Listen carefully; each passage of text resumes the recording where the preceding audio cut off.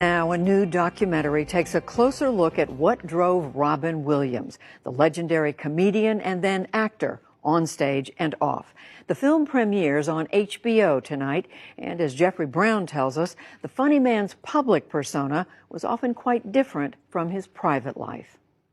This is a quick suppression, a Spanish fly. Are there any Spanish people here tonight? Okay, we can do it. Madcap, frenetic, and lightning fast.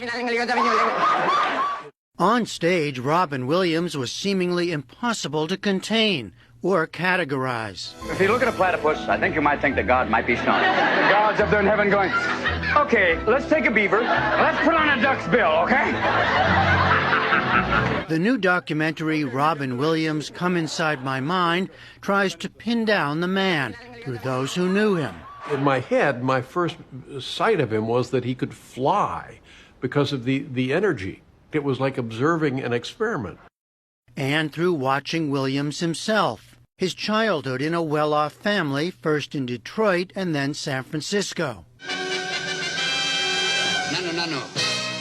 His burst to fame as an alien in the TV comedy Mork and Mindy. Good morning, Vietnam! His work as an actor in such films as Good Morning Vietnam, Dead Poets Society, and Good Will Hunting in 1998, for which he won an Oscar for Best Supporting Actor. If you ever disrespect my wife again, I will end you. And through it all, his own personal ups and downs, substance abuse, troubled relationships, and a pervasive self-doubt, as characterized by his son, Zach. His pathos was seeking to entertain and please. And he felt when he wasn't doing that, he was not succeeding as a person. And that was always hard to see. Because in so many senses, he was the most successful person I know. And yet he didn't always feel that.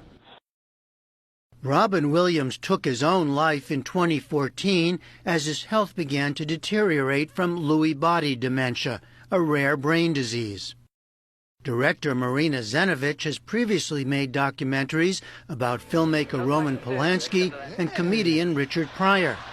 She says she saw Robin Williams as a national treasure. He was someone who was immensely talented, who achieved fame very early, very quickly, and when you see how talented he was, you understand why that happened. And the film kind of explores how fame affects you, how it affects your life, how it affected him. He always had comedy to go back to. And I think he needed comedy. He needed the love from the audience. It was a need in him. Come inside my mind and see what it's like when a comedian eats the big one. Don't be afraid. Come on in. Well, the question is asked at the beginning of the film whether his mind just worked faster than everyone else's. He had an incredibly quick mind. He was intelligent. He was well-read. He was curious. You know, it was kind of like a mixture of all of those. And the guy could perform. The guy could riff off anything. I mean, you know, you have to understand there's a difference between acting and doing improv and stand-up comedy. Improv is working off things in the room. He could work off anything. So you kind of combine all of that and you get Robin Williams. But you also show a man filled with doubt and insecurities. He did have a lot of doubt. I mean, a lot of performers do. I mean, I think a lot of creative people do. It's not a bad thing. We all have doubt. I mean, God bless the people who can show us. You know, I think people loved how honest he was. And I think the more he kind of came to terms with his issues of substance abuse and what have you, the better his comedy got. Inevitably, there's the shocking suicide. The suicides of successful people have been in the news a lot lately. How did you decide to handle this? This film was always a celebration of Robin's life.